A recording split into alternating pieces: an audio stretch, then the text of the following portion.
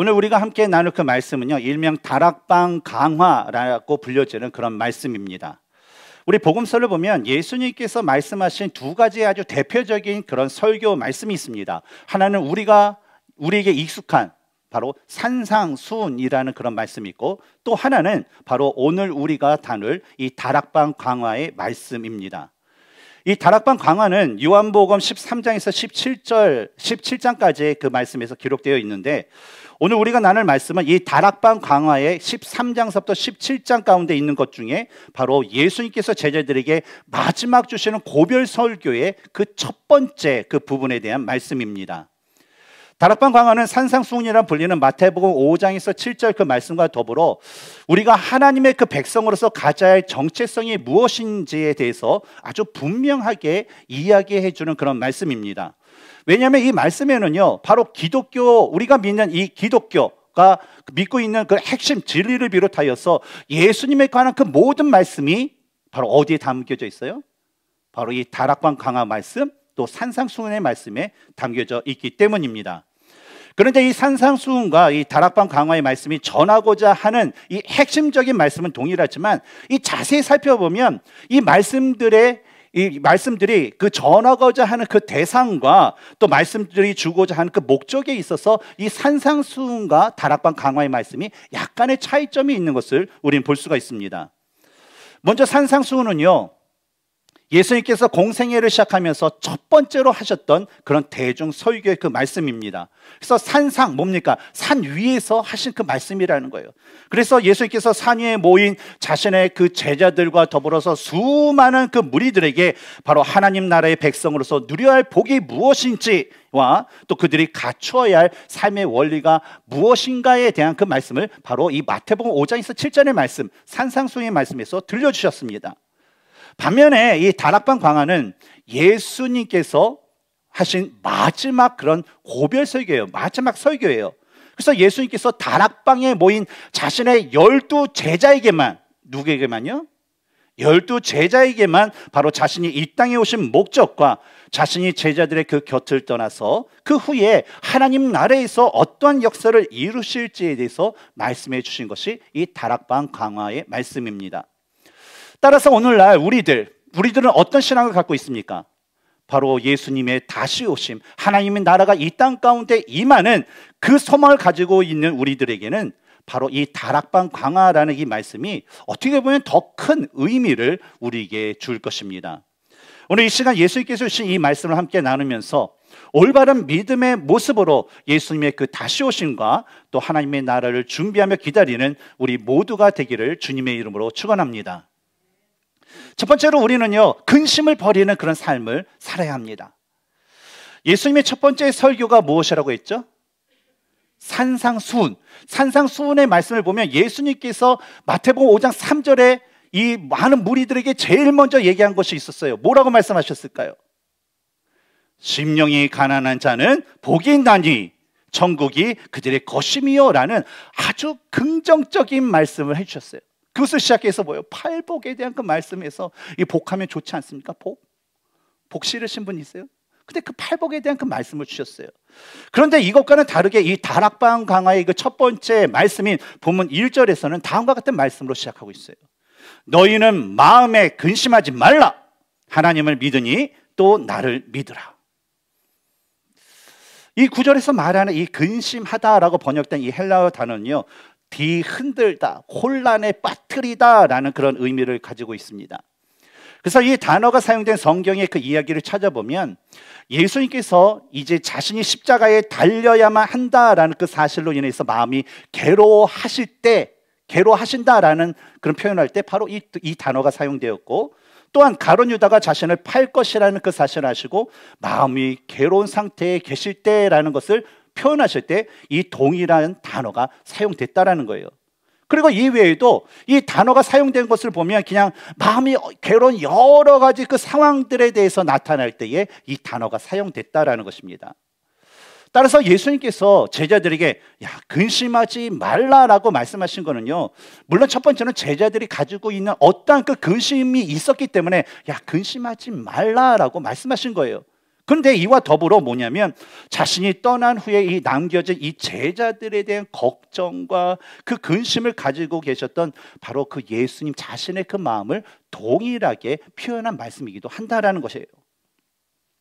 예수님께서 제자들에게 근심하지 말라라고 말씀하신 그 이유는요, 다름 아니라 제자들이 그 다락방에 모였는데 그곳에서 예수님께서 그들에게 하신 일들로 인하여서 근심하게 되었기 때문이었어요.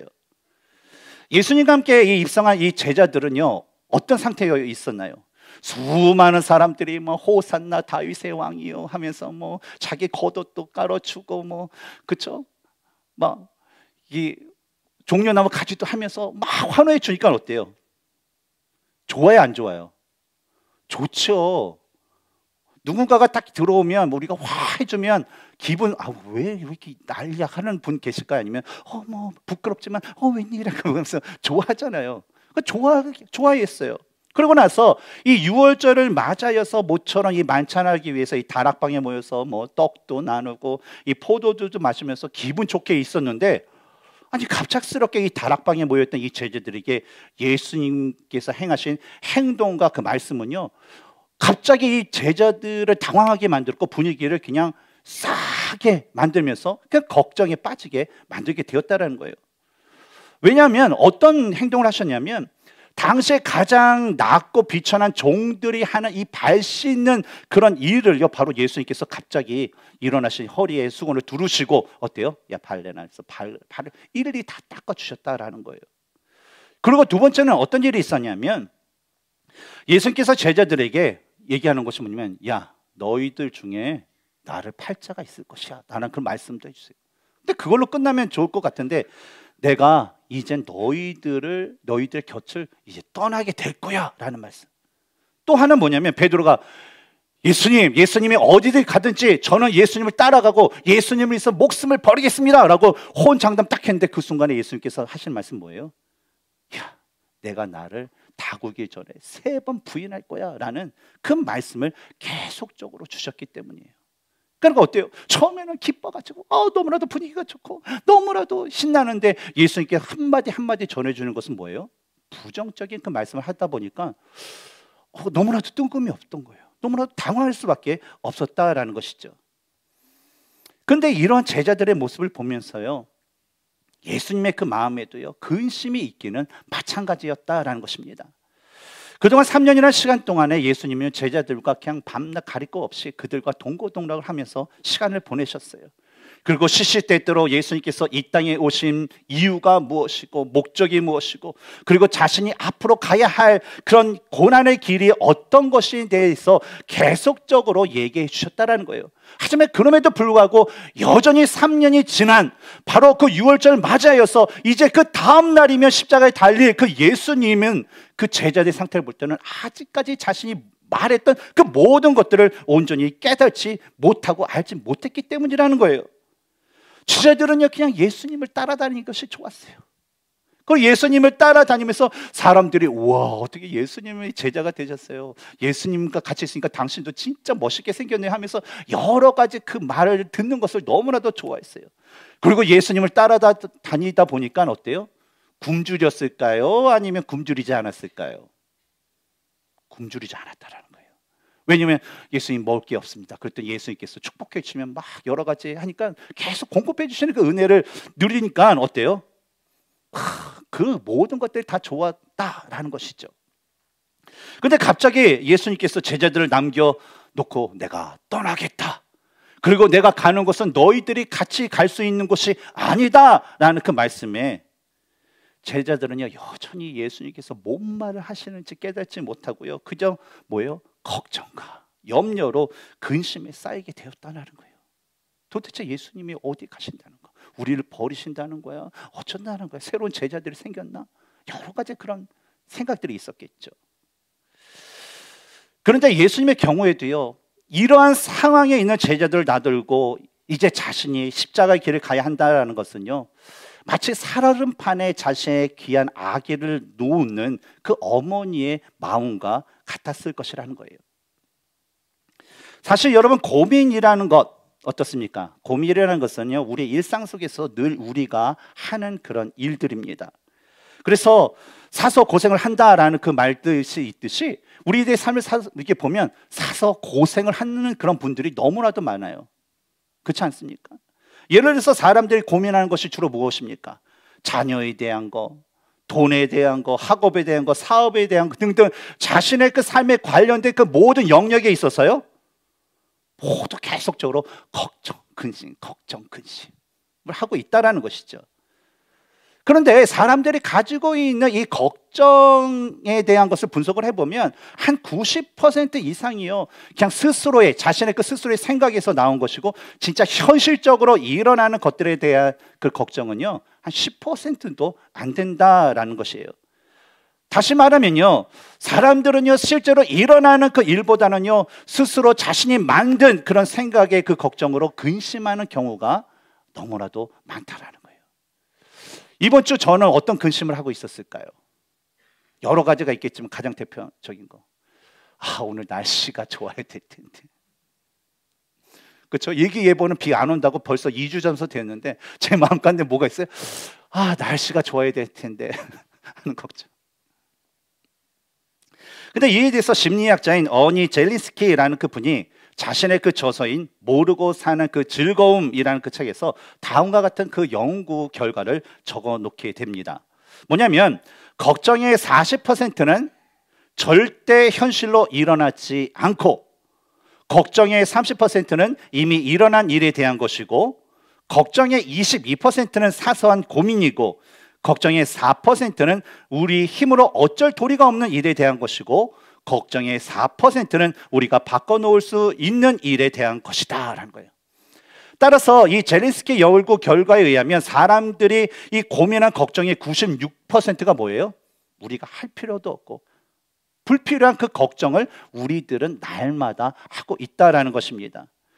그러니 인생을 살면서 우리가 근심 걱정 가운데 살 필요가 있다라는 거예요? 아니면 없다라는 거예요?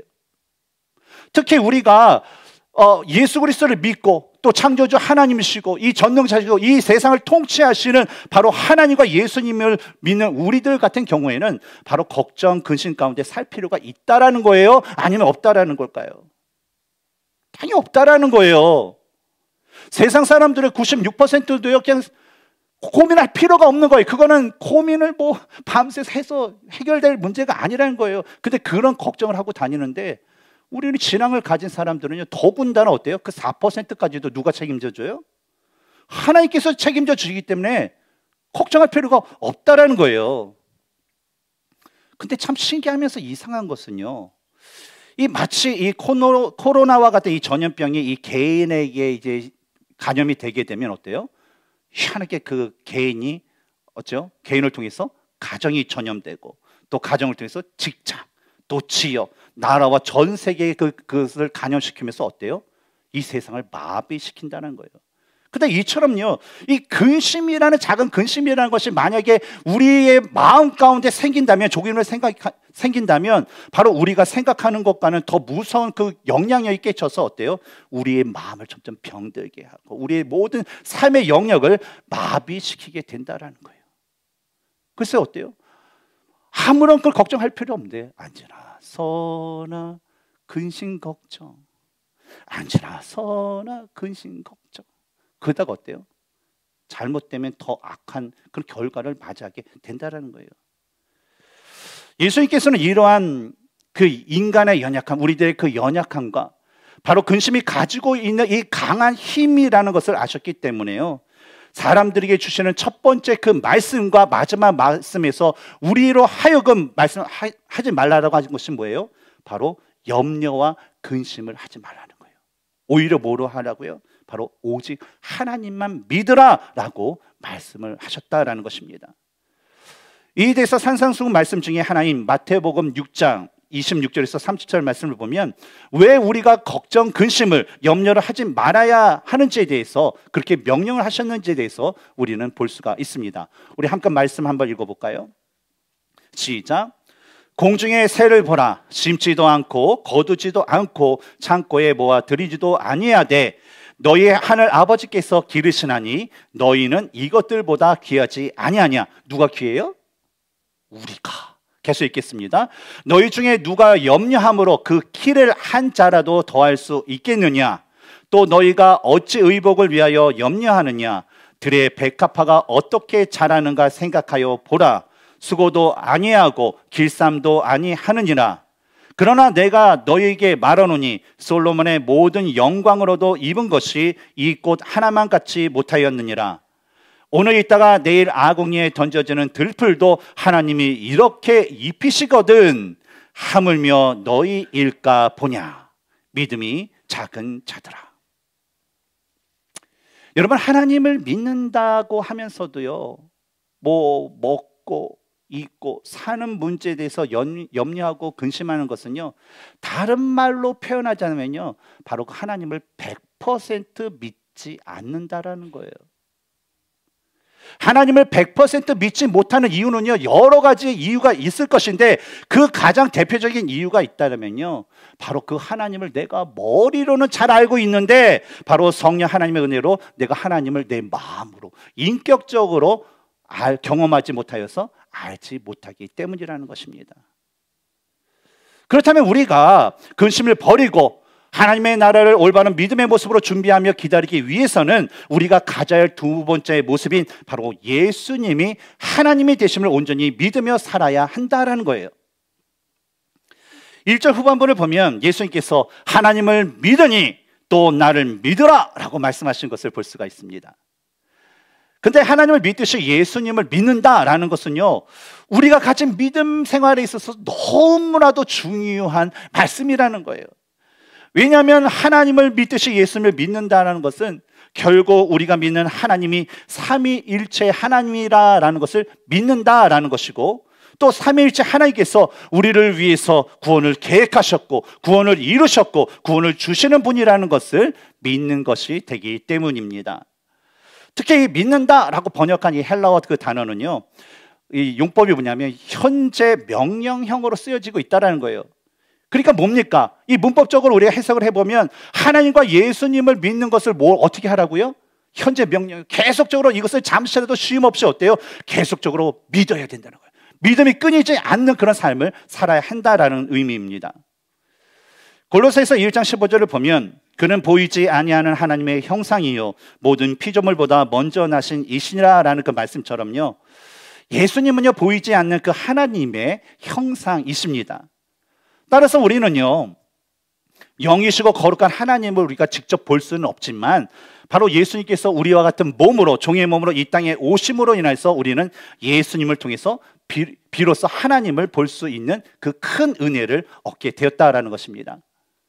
그리고 그 하나님이신 예수님께서 제자들 떠나서 하나님 아버지의 집에 가야만 한다라고 말씀하셨는데, 그것은 바로 이 예수님을 믿는 그 자들이 나중에 하나님 나라에 거할 처소를 예비하기 위해서 예수님 그곳에 가셔야만 했습니다. 이에 대해서 예수님은 본문 2절과 3절에서 다음과 같이 말씀하고 있어요.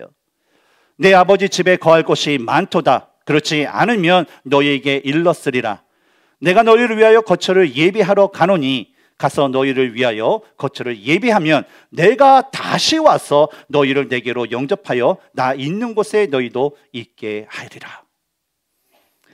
이 구절들을 보면요, 처음 예수님께서 이 땅에 오셨을 때와 또 장차 예수님께서 이 땅에 오실 때의 모습을 비교해 보면요, 한 가지 그 차이점이 있습니다.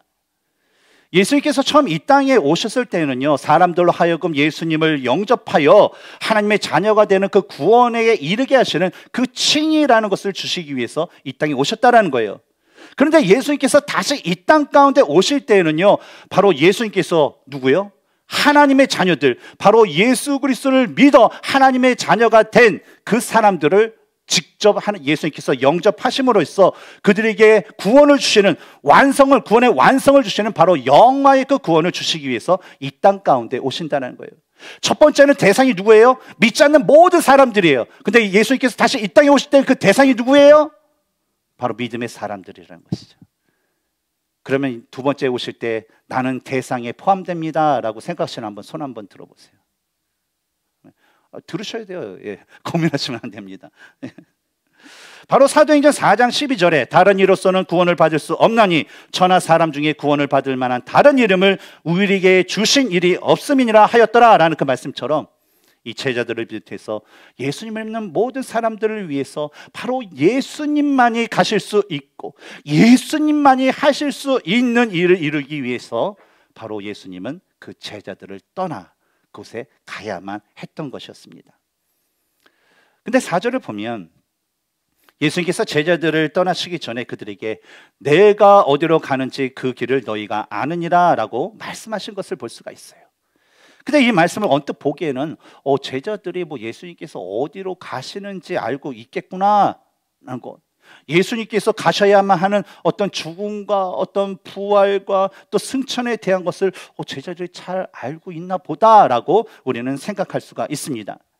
그러나 이어서 나오는 5절에 보면 도마의 그 질문을 보면 그를 비롯하여서 제자들의 상태가 어떤 형태인지를 낱낱이 우리는 볼 수가 있어요. 뭐라고 도마가 얘기합니까? 도마가 이르되 주여 주께서 어디로 가시는지 우리가 알지 못하거늘 그 길을 어찌 알겠사옵나이까. 참 답답하지 않습니까? 3년 동안요, 수차례 동안 예수님께서요 가야 할 곳이 바로 십자가의 그 죽음이다, 십자가의 길이다라는 것을 이 말씀해 주셨어요. 그러나 여전히 어때요?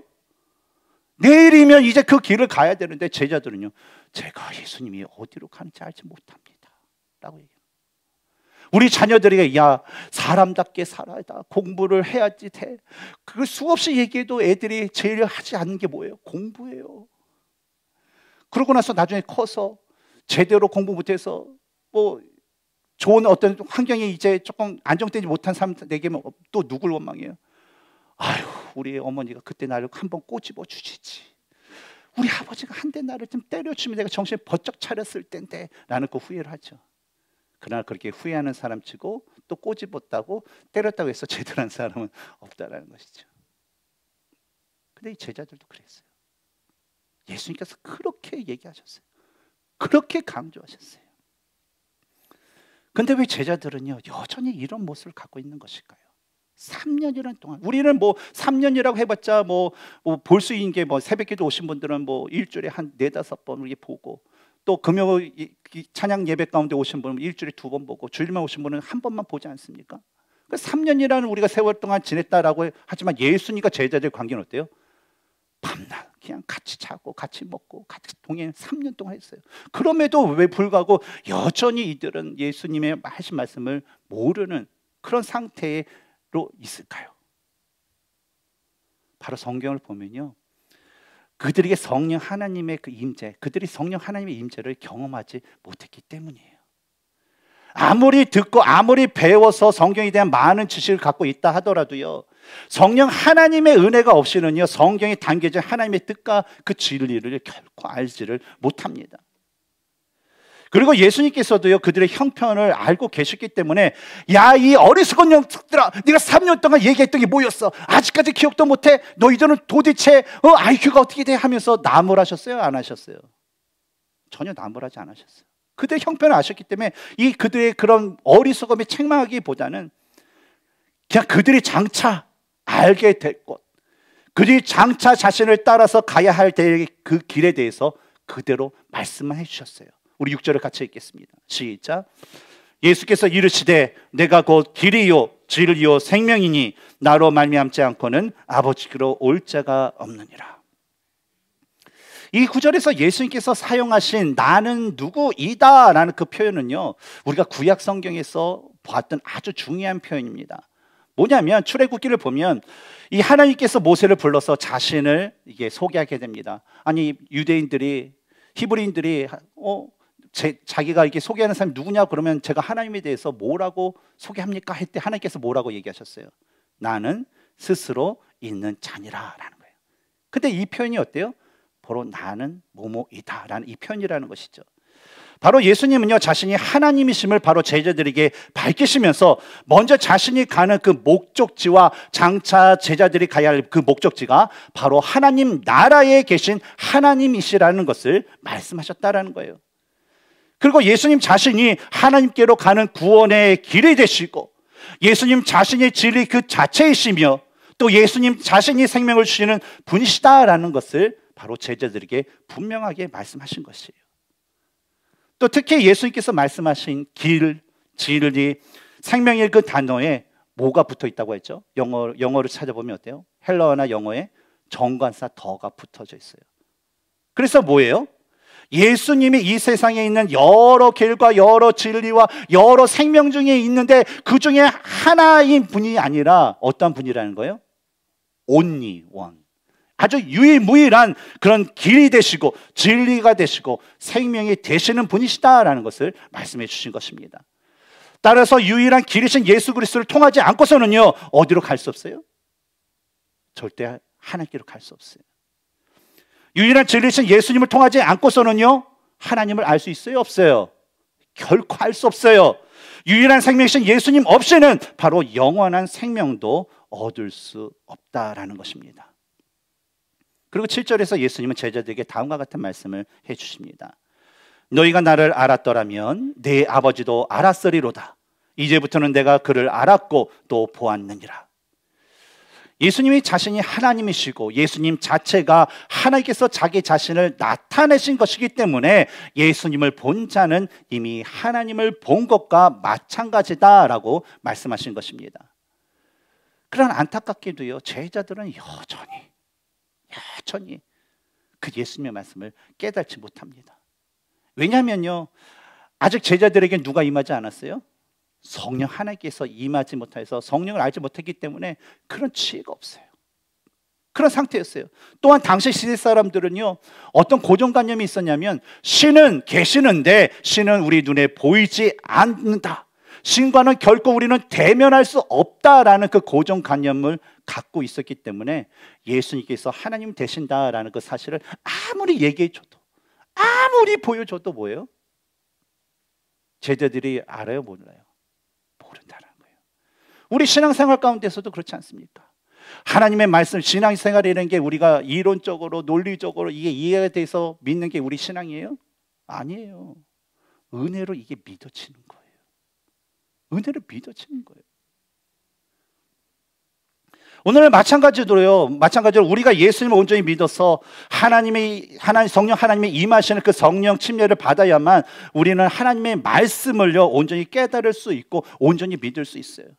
그렇지 않으면요, 성경에 기록된 말씀을요, 믿을 수 없어요. 어떻게 믿어요? 오히려 하나님의 그 사랑과 선하심을요, 깨닫지 못하고 그런 게 어디 있어요? 부인하는 그런 결과를 맞게 된다라는 것이죠. 잠시 준비된 영상을 우리가 보고서 마지막 우리 말씀을 같이 나누도록 하겠습니다.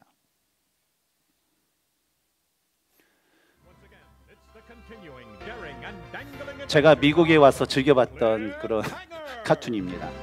Today's adventure number 2345, Cliffhanger and the Bed. Cliffhanger hanging from a cliff, and that's why he's called Cliffhanger. Excuse me! Excuse me! We find Cliffhanger where we left him last, hanging from a cliff.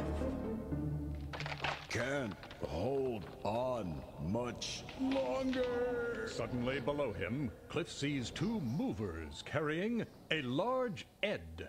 An Ed? What is an Ed? Deftly, Cliff delves into his backpack and extracts his trusty survival manual.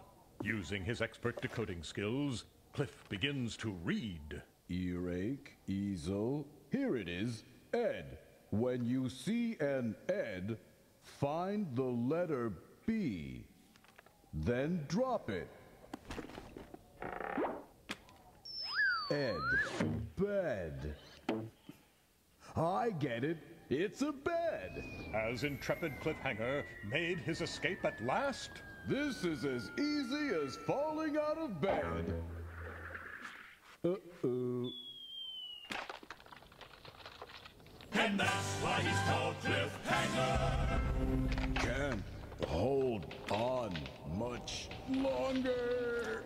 Flying off the shelf once again. It's the continuing daring and dangling adventure. 제가 예전에 즐겨보던 그런 애니메이션입니다.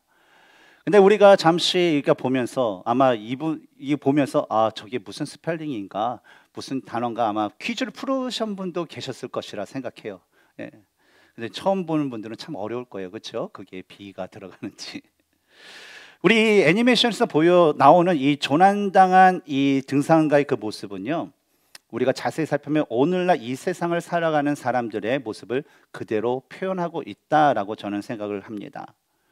사람들은요, 자신이 가지고 있는 지식, 자신이 가지고 있는 경험을 통해서 자신에게 불어닥친 모든 그 시험들을 극복할 수 있다라고 믿습니다. 그리고 그대로 살아갑니다. 그러나 그 길에는요, 진리가 없고 영생이라는 것이 없습니다. 왜냐하면 그 길은 올바른 길이 아니기 때문이죠. 하지만 그리스도인들은 이 세상에 살아가지만 이 세상에서 하나님의 백성과 자녀로서 하나님의 말씀을 믿고 성령 하나님의 도우시는 은혜를 구하면서 그 은혜를 경험하며 살아가는 사람들입니다. 그래서 이성적으로나 교학적으로는 이해할 수 없는 이 성경의 말씀이 어때요? 믿어지는 거예요. 불가능한 것 같다라는 그런 현실의 문제가 어때요? 하나님을 경험하는 그 삶, 그 알므로 인해서 어떤 상황에서든지 말씀대로 살아갈 수 있게 되는 것입니다. 앞으로 우리가 예수님의 다시 오심을 소망하며 또 믿음으로 또 살아갈 때에 여러 가지 그 시험들이 우리에게 닥칠 거예요. 작은 것부터 큰 것까지. 때로는 우리를 패닉 상태로 만드는 어처구니 없는 그 시험도 있을 수도 있어요. 그러나 우리는요, 예수님의 말씀대로 눈에 보이고 귀에 들리는 그런 여러 가지 그 시험들로 인하여서 우리는 근심할 필요가 없어요. 왜냐하면 우리를 보호하시고 인도하시는 분이 누구다? 하나님이시기 때문에 우리는 누구만 믿으면 된다? 바로 하나님만 믿으면 되기 때문입니다. 또한 우리는요, 끊임없이 하나님께 성경에 기록해 주신 그 말씀을 마음에 품고요, 예수님에 대한 믿음을 갖고 성령 하나님의 은혜를 날마다 구하면서 그 하나님의 인도하신 말을 따라 살아가야 할 것입니다. 왜냐하면 이러한 삶이요, 바로 하나님 나라를 소망하고 또 이 세상에서 하나님 나라를 경험하며 살아가는 그리스도인의 합당한 모습이기 때문입니다. 사랑하는 성도 여러분, 날마다요, 하나님의 기뻐하시는 모습으로 주님 앞에 나아가기에 힘쓰시고 또 하나님께 대한 믿음을 가지고 주님의 오심을 소망하면서 그분의 오심을 기다릴 수 있는 저와 여러분이 되기를 주님의 이름으로 축원합니다. 네, 함께 기도하겠습니다.